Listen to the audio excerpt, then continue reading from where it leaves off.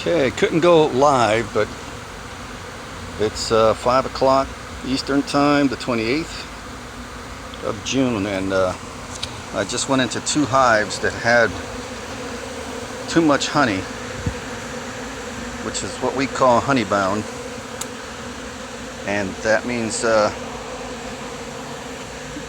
if that continues and we're only in end of June, then they'll swarm, because the honeybound situation triggers swarming instinct as well. So what I did, I pulled out their extra honey frames and put them out here. I normally don't like doing that because it's too close to their colonies, and that triggers anger and robbing. But I had no choice because I couldn't find any boxes that needed honey. I don't have time to do that. Neither do I have 3 acres or more, because normally when you do this kind of stuff, what we call open feeding,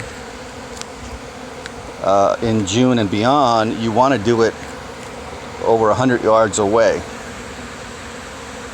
That way it doesn't trigger swarming, robbing, which is what's occurring now in a couple of colonies.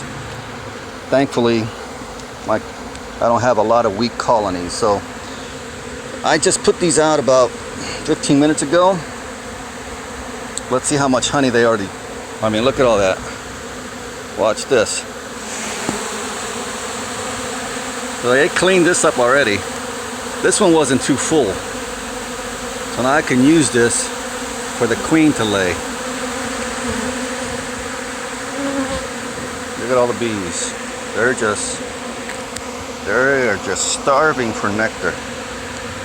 That frame has more honey, so I'll come back in about 20 minutes and it should be almost as dry as this one. Alright, so this is what I do. I stole those 2 frames of honey from this box here. Now I'm going to give the empty frame to this one. Yeah, or that one of these. So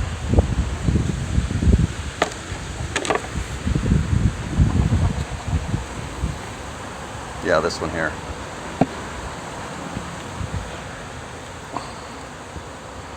You see how they're already congregating on the lid because of this open space?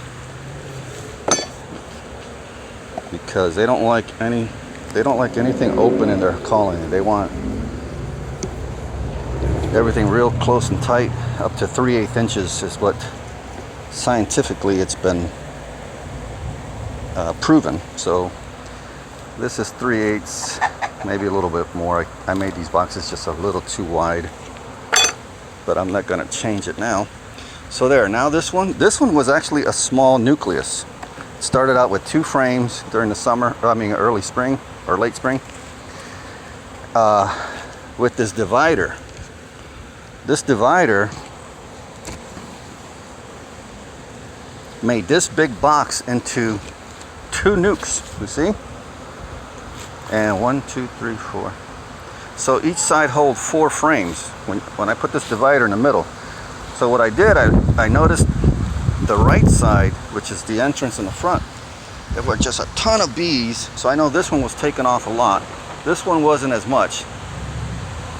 So what I did, I moved the one on the left into this box and created what started out with 2 frames to 4 frames to 8 frames. So this one will be a honey production next year with a smiley face. Now what I got to do, since I pulled a divider, now I'm turning this 4 frame one into an 8 frame. But I want to find the queen though, because I might have done something stupid, or rather did not do something that I should have done. This divider is made out of floor laminate. That's what they call it at Home Depot. It's kind of like a real thin miniature plywood. I mean, it's like a 1/4 inch thick, but it's wood, it's not cardboard. I used to use cardboard and it would swell up too much. This doesn't. What happened was, you're supposed to have, I don't know how I missed this. This is, so it would sit like this. All right, now you notice this line here? That's what they use to glue. That's their glue, which is called propolis. And then it cuts right here and out this way to the right. Well, this top lip, there was a small gap right there on each side under the lid. So let's assume my tool is the lid. It sits on top like this. Imagine a little space right there on each side, which means the bees are going to the other side, to the other colony, and back and forth, and vice versa. Including the queen. I think it was big enough for the queen to sneak through there. So I think this may be just one colony, one queen. Which is why I need to find a queen. Because if I find a queen there, okay, fine, she'll stay there. Then I got to come back here, because this is where the other one on the left side came. If there's no queen in here, that means that is the queen for the entire colony, because of that Luan that I didn't fix. See, some of these are fixed. Let's see if I have one here that I could show you. Here's one right here. See, I did this one a couple days ago. See how this side's empty? And this side's not?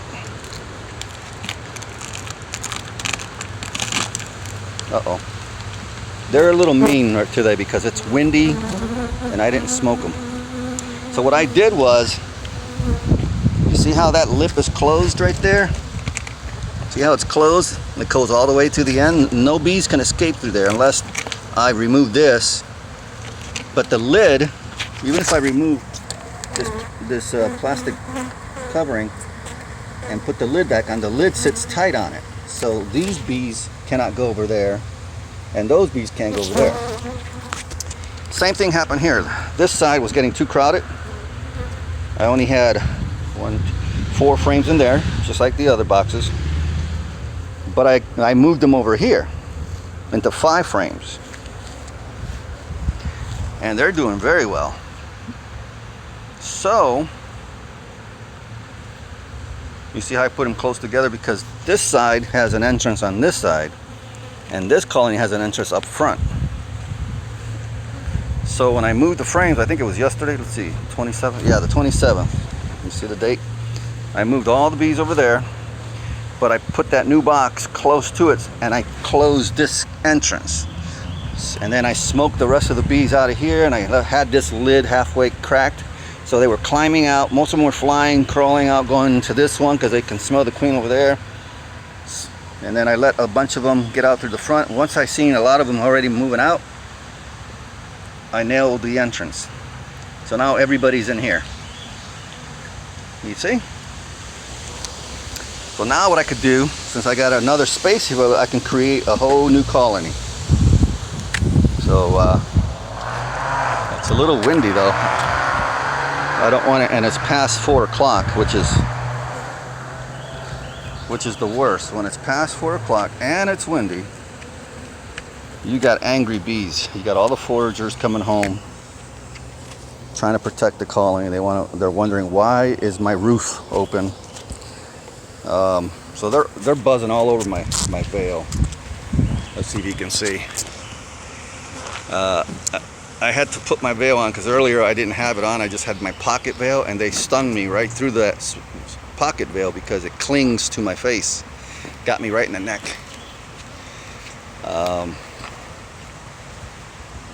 So I took a pause, went inside, got my shoes, came back out, fully suited, because they love to sting the ankles. So now we're going to search for the queen. Let's see if we can lay this here. Going to get my smoker.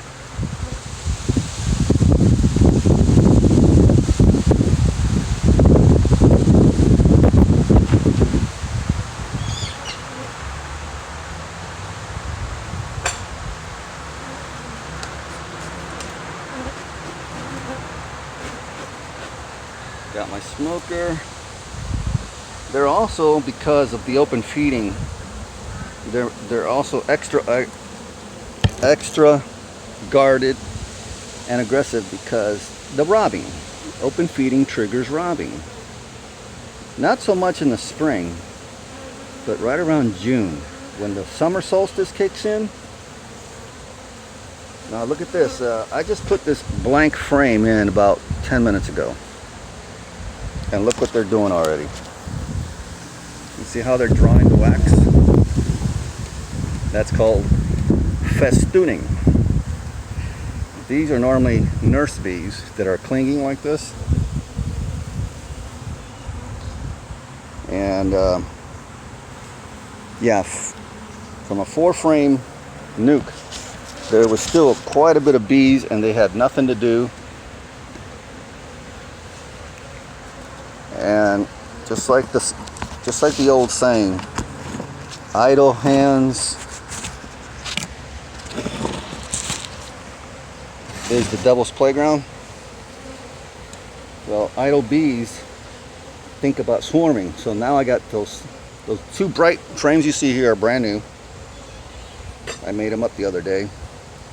Well, I put them together. I ordered them unassembled. Here, see, they're getting started with this one too. But most of them are starting this one because it's closer to the middle. We're going to find this darn queen and we're going to mark her with my white marker. White is the color for 2021. See, these are all babies. All this brown stuff that's capped, they call it capped. Those are going to be all brand new babies here in about 24 to 48 hours. So that's about another 7,500 bees, give or take 1,000. And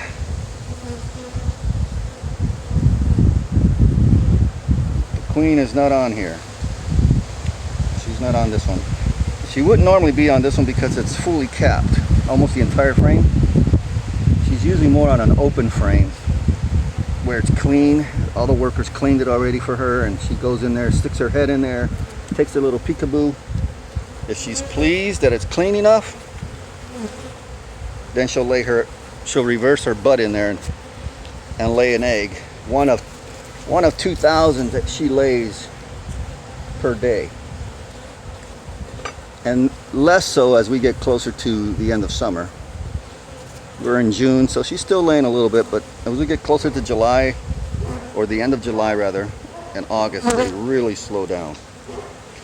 This one again, fully capped with some pollen, bright yellow.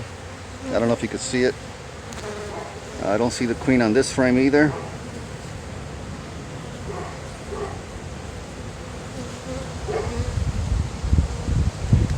But doesn't mean she's not here because there's a lot of evidence that she's here. Normally also in the summer, when they sense a disturbance, she runs to the bottom and starts walking around on the bottom, so you can't see her, but she's crawling around at the bottom. She's up to no good. So what I'm going to do, because I don't have time to wait, I got other colonies to work on. Well, let me see, I'll check 2 more frames. This one. No, this one in the middle. She may be on that one. Let's see. Come on. Oh my god, I gotta wear my waistband.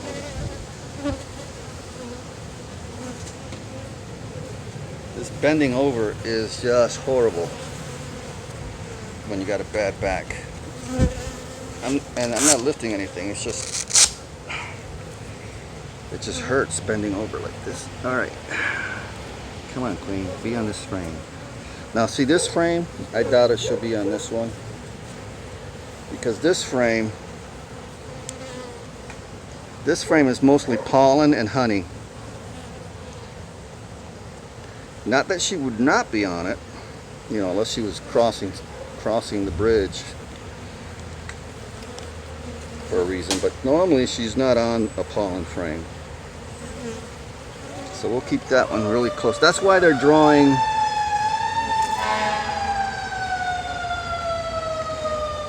fire truck sounds every 5 minutes. Every fucking excuse me language.